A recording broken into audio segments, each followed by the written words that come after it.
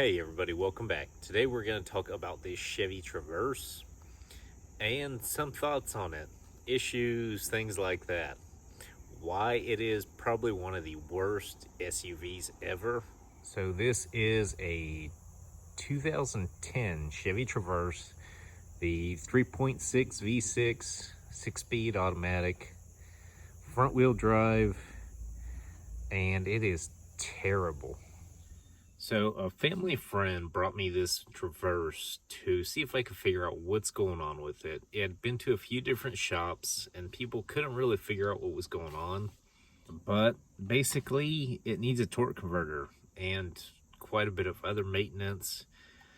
And I had to tell her it's just not worth fixing. You're better off just cutting your losses, walking away, and not looking back. So, at the time when General Motors released this thing, it seemed like a good idea. 3-row SUV, it has TVs in it, some options. It's a little more economical, front wheel drive V6. Not the full-size V8 Tahoes and things like that. But this thing has some issues that they all kind of suffer from, especially this generation, 2010, 2011s, 2009's GM wasn't really the best time for them. And that generation of cars hasn't really held up very well. Over time, your buttons tend to wear off, and then they sell these sticker things on eBay and whatnot that fix your buttons technically, but it's just a sticker you stick on them. And I'll go ahead and show you some of that actually. So I don't know how well you can see this, but the paint actually peeled off on the buttons underneath. If you can see the blue and the green for the colors underneath. But they sell these stickers on eBay, Amazon, things like that. And they're peeling off already. So that's kind of one of the common issues with these. Just all the buttons are pretty much trashed after a little while. You'll see our Seek button over here is peeling off as well. We have a crack over here on all this plastic. Not sure what that's all about. There's tons of wear just on buttons and things like that. That a lot of times you really don't have those issues with them. But this generation GM, we had the same problem with our 09 2500. All the buttons just wear off. It's a pain in the butt. And then it never looks good. No matter how clean it is, you have like the worn buttons just everywhere. Surprisingly, the seats have held up pretty well. The plastic door panels and dash have actually held up pretty well in here too. Usually the dash ends up cracking in these and they pretty much get obliterated in this generation. Which, if you look at the Tahoes, the Silverados, Yukons, things like that, all of them have cracked dashes around this year. But that's not this Traverse's biggest issue. It's the mechanicals. And just the overall design of it mechanically. Terrible ideas. From a mechanic's perspective, this has that terrible 3.6 V6 from GM where they always have the timing chain issues, the chain guides, the tensioners. It's a mess and it's a grenade waiting to explode. Everybody will tell you that.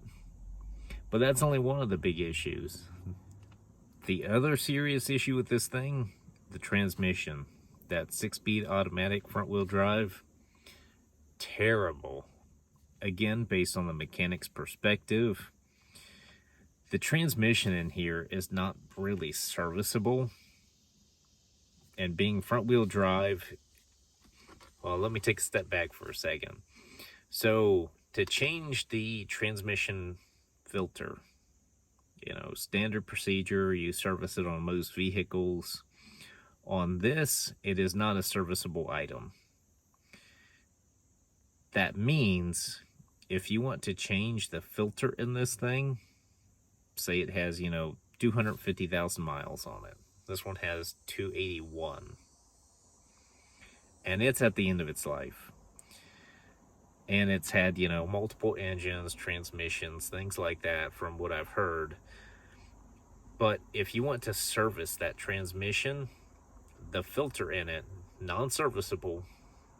So to change the filter, you have to take the whole engine assembly out of it, drop that cradle down that holds everything up in the front, to then pull the transmission out, take the transmission apart, and then you can finally get to the filter for it. And they recommend changing the fluid in here every 20 to 30,000 miles because of that scenario. You know, you don't want your filter getting clogged and things like that. But it's a terrible idea to have it non-serviceable like that.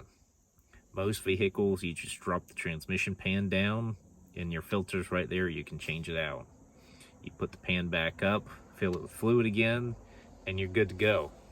But this thing, not so much. You flush the fluid and hope there's nothing in there that's going to wipe out your transmission. But this go round, torque converter shot, as well as it has some leaks in it, and basically you have to pull the transmission in it anyways. So for a shop to do that, you're talking easy $1,500, $2,000 minimum. This car's only worth like $3,000. So by the time you do that, you fix the headlights that are yellow and cracking, you put some brakes on it, you're in over the value of this vehicle. It's not worth it. So there's just no point to keep dumping money into something like this where it's known it's going to keep breaking. It has the crappy engine, the crappy transmission. It really hasn't held up that well. It doesn't look that good. So if you're looking at buying a Chevy Traverse, Buick Enclave, something similar that has this 3.6 front wheel drive system in it, do not do it. It is terrible, and you are just throwing your money away. It's going to be issues. And granted, I know somebody's going to say, oh, well, I have one that's, garage kept, fully serviced, this and that, and it's been great. We've only had, to replace 2 engines and transmissions. There's always those people out there. But if you can avoid these things at all cost, they are no good. Just save yourself time and money. Go get something else. Toyotas, Tahoes, anything. Just not one of these 3.6 V6 front wheel drives. They're a nightmare, and they're expensive to maintain and fix when they break. And the value is never really there on these to do that to it.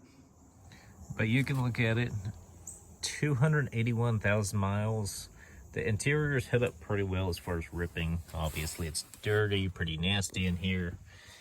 We have all the button issues, more button issues. The door panels do look nice, though. As far as the back seat, they tried to be somewhat luxurious in here, but failed.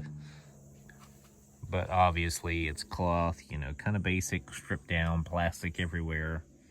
They fell quite short of that. And it is 3 rows of seats. The 3rd row is folded down right now. One of those GM fatal flaws, the paint is peeling off quite a few random different places in here. So you'll see the paint looks pretty good overall, right? Until you come to the back. Look at that spoiler.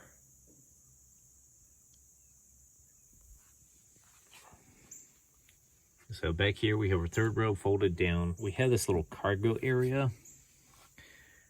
And it is like cardboardy pressed particle board sort of material underneath this carpet. And I don't know if you can tell, but it is like dipped down, bowed, warped, all kinds of stuff. And it just didn't do so well.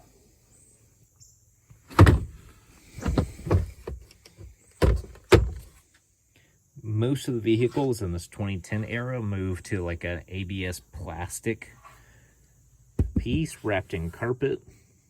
And that would be the little door to put your cargo goods in. But GM still using cardboard. awesome. But as you can see, the headlights are pretty well shot.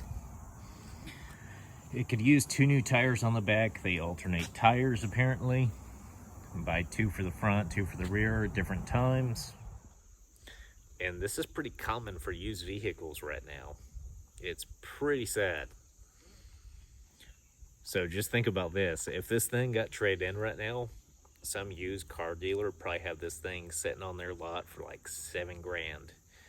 Not even really test drive it, get a temperature to tell you that the torque converter is shot in this thing. So that's all for today's video. Be sure to like, subscribe, and follow along.